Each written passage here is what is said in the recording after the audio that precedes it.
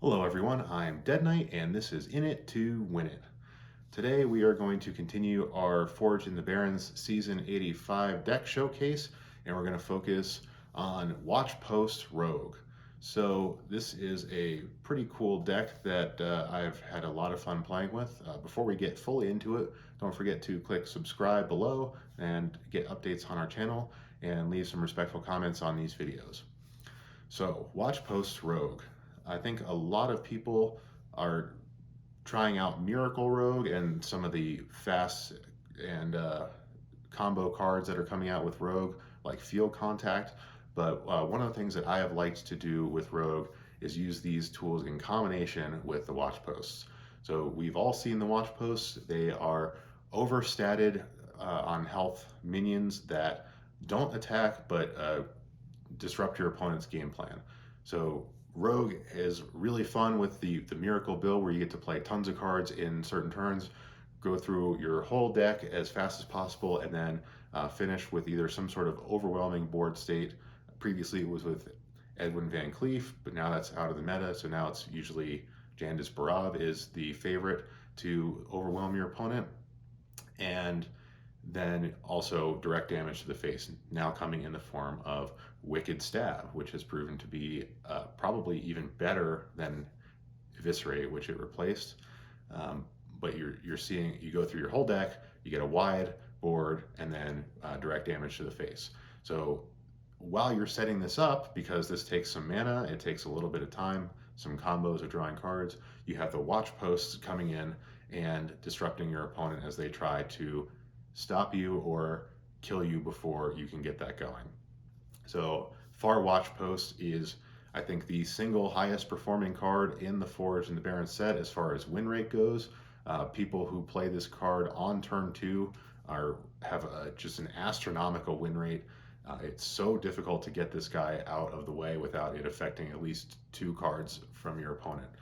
So the reason for that is you can get this guy out on turn 1 with a coin, which means that if they would have had to have played a minion and some spell in order to destroy this on the first turn it's out.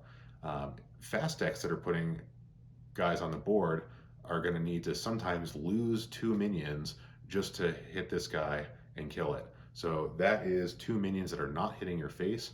That is a quick neutralization of your opponent's threats. And a lot of times opponents are scrambling to get rid of this card and doing some very unfavorable trades that they wouldn't otherwise do with any other minion. So you could play a high threat minion early game and your opponent might just ignore it and make you make bad trades.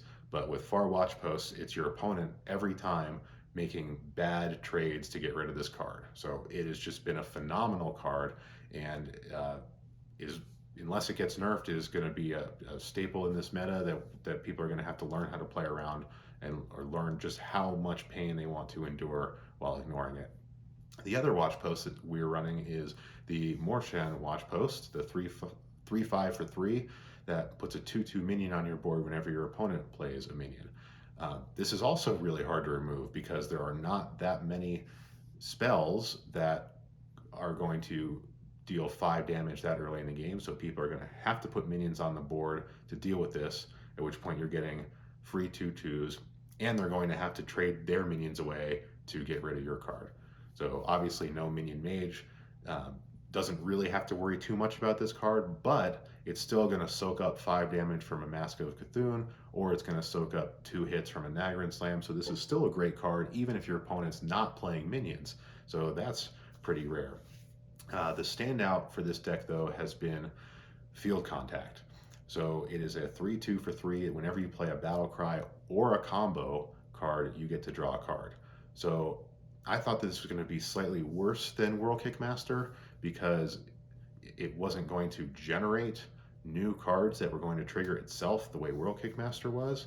And the stat line is pretty vulnerable and it costs more than World Kickmaster, but Field Contact has proven to be a very quality card that is generating tons of resources. Most people are going to play Field Contact on turn 5 or 6 and they're going to draw at least 3 cards from it. So if you're thinking about a 3/2 for 3 that draws 3 cards, that is just amazing.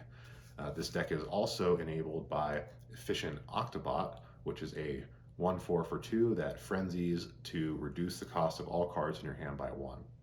This is also an excellent card at 4 health and 2 mana. It's usually going to frenzy because if you play it right away, most people are going to need at least 2 hits to it to kill it.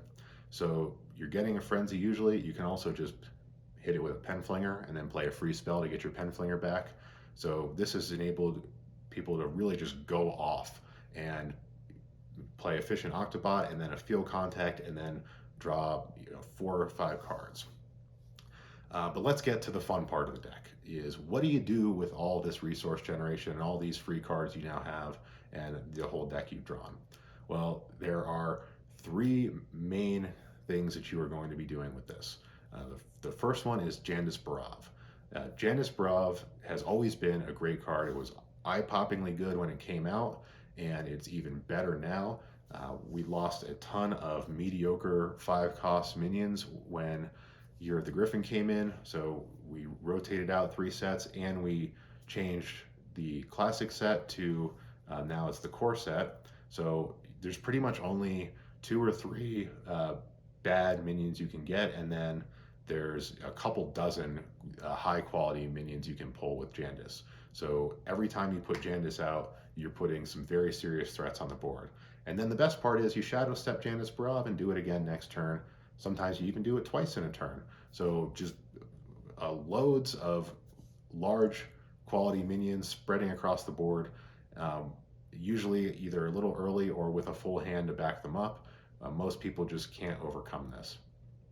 We also have the Watch Post finisher, Kargal Battlescar, who can put a number of 5/5s on the board depending on how many Watch Posts you've played this game. So we're not playing Crossroads Watch Post, which I don't think has seen any action as predicted. The 4/6 for 4 mana that gives your minions +1/+1 whenever you play a spell, whenever your opponent plays a spell. Most people would just ignore this if it's on the board. You don't want a whole board full of Watch Posts and just buffing them to have them do nothing. This deck is really only getting its minions out with that stick on the board with Jandis and Kargal Battlescar, which at that point you don't really need the +1/+1. So we're not running Crossroads Watch Posts. But if you need some extra 5/5s, you can always Shadowstep one of your Watch Posts. This is something you might do in the early game. If somebody tried to hit your far Watch Post but not finish it off, you can just bounce it back, play it again for free, and now you've buffed your Kargal Battlescar. So a lot of times Kargal is hitting the board and making 2 or 3 5/5s, sometimes more. But either way, after your opponent has been spending all this time trying to get rid of all the Jandis Bharav minions, when Kargal Battlescar hits, they're usually pretty screwed. Finally, this for me has not really ended up too much as a finisher, but Kazakus Golem Shaper has actually been a really strong card in this deck. So when this expansion hit, I thought that a deck like this would be running Scab's Cutter Butter, but that is also 4 mana, and Kazakus Golem Shaper has just been too good, and you've got to cut Scabs for this guy to meet that 4 cost requirement. The golems that you're making with this guy, usually I'll make a 5 cost golem and play it right after Kazakus, and some of the things you can do with these golems is just crazy. A 5/5 rush that copies itself. A thing I've been doing a lot against the No Minion Mage is playing 5/5 stealths so that I can absorb some Mask of Cthulhu damage. We've also got the ability to draw 2 cards and have lifesteal. So just some really great combinations it's really versatile. That can help take the board back against Paladin by battle crying 3 damage to 2 minions and having rush as a 5/5. So you can just sweep the board clean and get ready for your miracle turn. Just a really versatile card.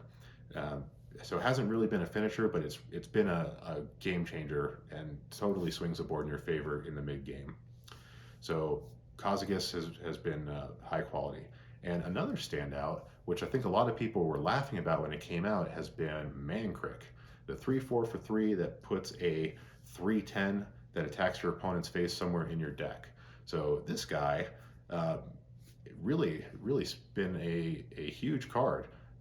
In the early game, it's just good vanilla stats, But that battle cry, which you can shadow step and put it out again, is really hard to deal with. When that 3/10 comes out and hits your opponent's face, a lot of times that's, mid to late game when you already have a sizable board and a huge resource advantage.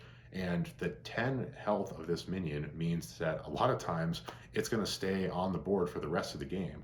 If you shadow step Mancrick and get a couple of these out, then you have some wild closeouts where the Mancrick consumed by hatred just comes and just smashes through your opponent's board and finishes them. But if all else fails, you always have the pen flingers and the wicked stab. If you have a knife equipped already, the turn 10 double wicked stab plus 6 pen flingers is 19 damage with your weapon. So as long as you can get your opponent low and survive to turn 10, you can usually close out with some unpreventable damage to the face with this. Lots of ways to win, really fun to go through your whole deck, and it's a pretty cool concept, I think. So with those watch posts slowing your opponent down, really hard to deal with. Let me know what you think of this deck. Subscribe to our channel, leave some respectful comments below. Tell me about how you've dealt with this deck or enjoyed playing with it, and tune in next time.